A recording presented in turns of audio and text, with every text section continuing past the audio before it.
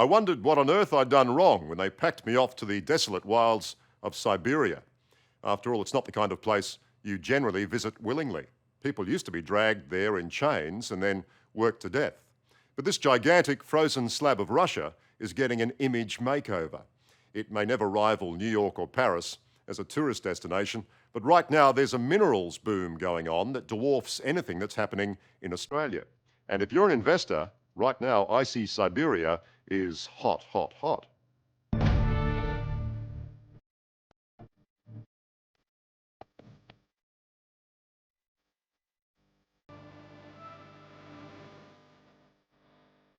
Around the clock, rain, ice or snow, there's a race for resources at the top of the world. Siberia was once the world headquarters of suffering. Now this blood-soaked earth is yielding a staggering cache of oil, gas and gold.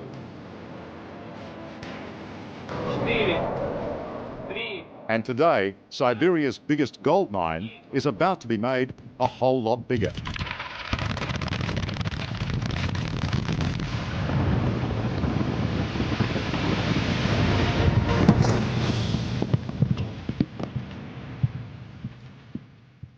The gold being unearthed in the Olympiada mine is of such high grade, it's well worth enduring the blizzards and the isolation to exploit it. This eastern slab of Russia is so vast, it's almost twice the size of Australia. And despite the treacherous weather, often down to 40 below zero, this operation goes on 24/7 because there's a fortune to be made. And every time we see one of these trucks being filled, how much gold are we talking about? About $20,000 per truck.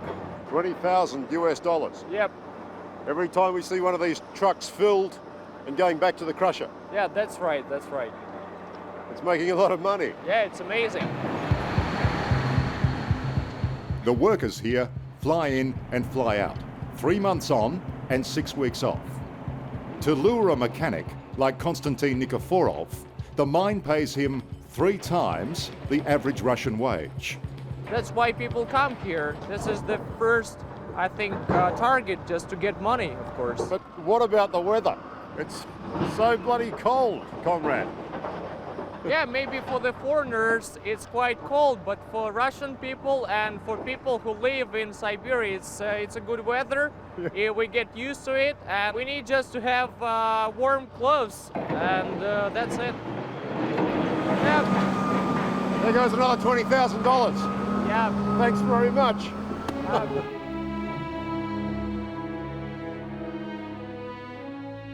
Being sent to Siberia was once the worst thing that could happen in Russia. The wartime dictator, Joseph Stalin, and the Tsars before him set up a network of forced labour camps known as gulags.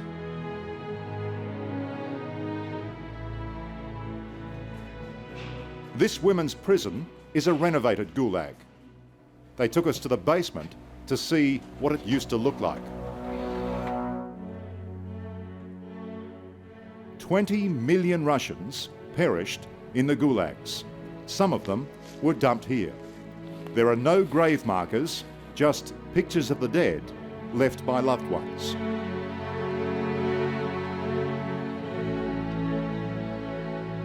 There were 17,000 people executed in this one place alone. Their remains lie just 30 centimetres under this topsoil. But most people banished to Siberia were forced to work, and ironically, it's their hard labour that's paving the way for the fortunes being made today. Political prisoners built much of the Trans-Siberian Railway and many of the dams and power stations that harness energy from the mighty rivers.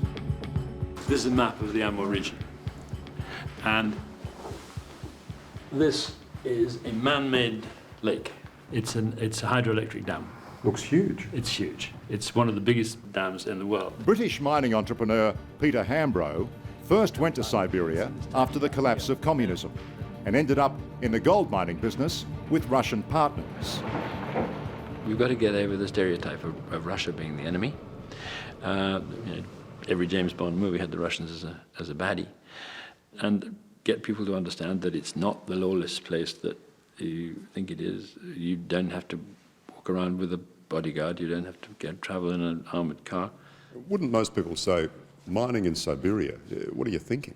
It looks more remote and more difficult than it actually is. I'll take your word for that. It looks pretty bad to me. First, he hired an exploration team of Aussie mining experts from Perth. But they needed some convincing that there was money to be made at the end of the earth. Oh, they thought I was completely mad. I mean, I bet the farm to do this thing. And they came back saying this is quite exceptional. Peter, why did you choose to mine in Siberia? It is where two tectonic plates meet. And where tectonic plates meet, you get mineralization. When I saw it, I couldn't believe my eyes because, it just miracle. Mining executive German Pekoya says they've barely scratched the surface. Massive deposits. Massive deposits. Massive deposits. So potentially there's dozens and dozens of new projects. Yes. So a lot of the deposits are still locked away. Yes. It just needs the investment money and the manpower. Yes. And the investment is gargantuan. Each of these trucks costs $1 million. So I was surprised when they let me behind the wheel. Okay. I'm feeling it. More accelerator. Okay, you're the boss. You're the boss. And almost ran over our own camera. Oh!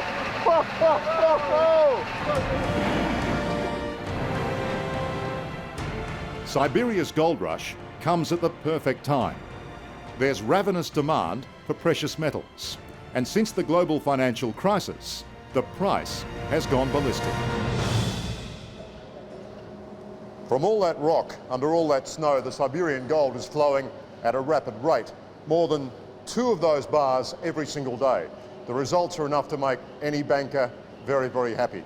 Just one of these bars is worth more than $600,000 at the current market rate. Sitting on this table now is just over 3 days' work at this mine. That's a rough calculation of just over $4 million worth on that table.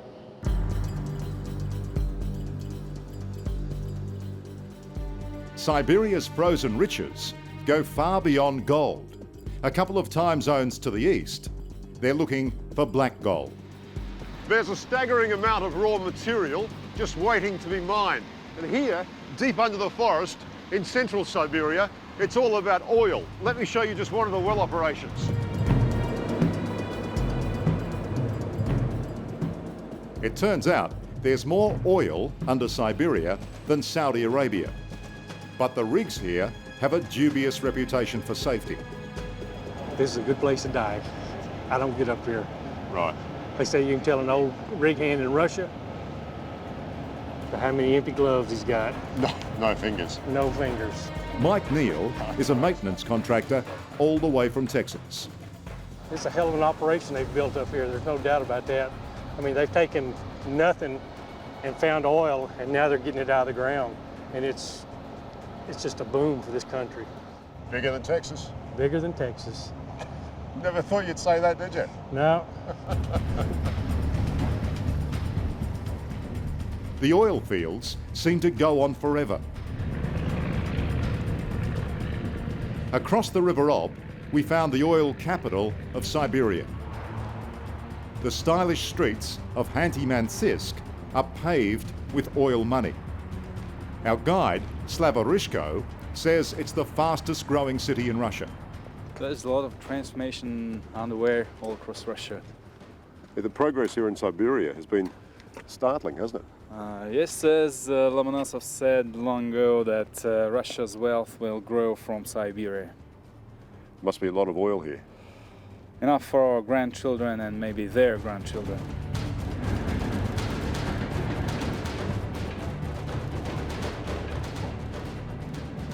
Everything is big in Siberia. As the Trans-Siberian emerged from a mountain tunnel, we discovered the world's largest body of fresh water, Lake Baikal. And this is where Siberia's economic miracle has its downside. The wilderness is being infiltrated by humans more and more now. In bad ways, do you think, Jenny? I would say almost exclusively in bad ways. Environmentalist Jenny Sutton, who came here from England more than 30 years ago, now leads the fight to save Lake Baikal from creeping industrialisation. Superlatives are unavoidable describing this lake.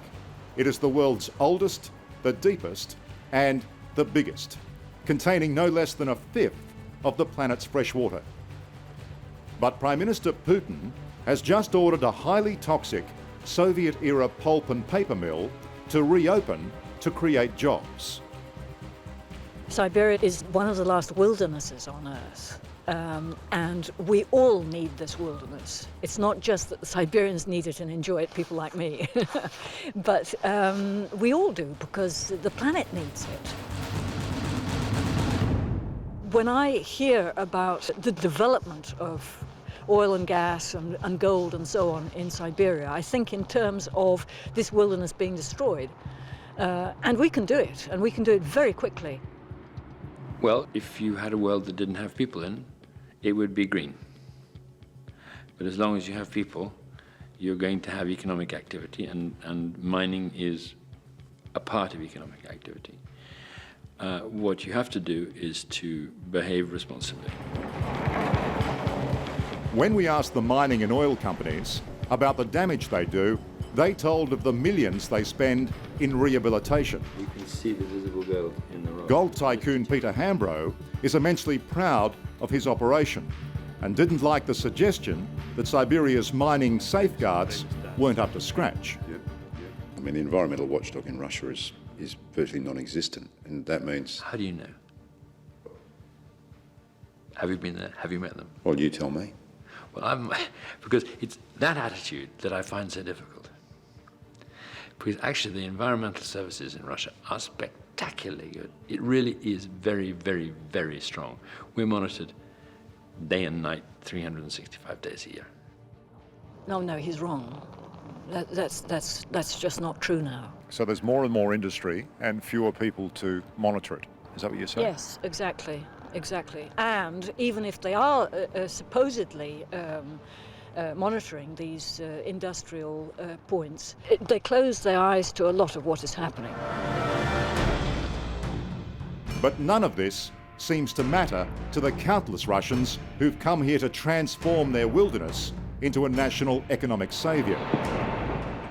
With the insatiable Chinese market just across the border, there's too much to dig and so much money to be made. Moving forward, in the next 20 years, would you think Siberia will be very important for the overall Russian economy? Siberia, from economic standpoint, would be one of the most, if not the most, important part of the country.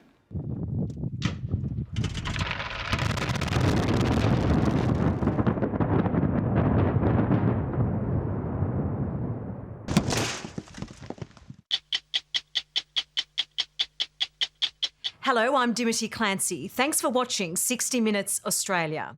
Subscribe to our channel now for brand new stories and exclusive clips every week. And don't miss out on our extra minute segments and full episodes of 60 Minutes on 9now.com.au and the 9Now app.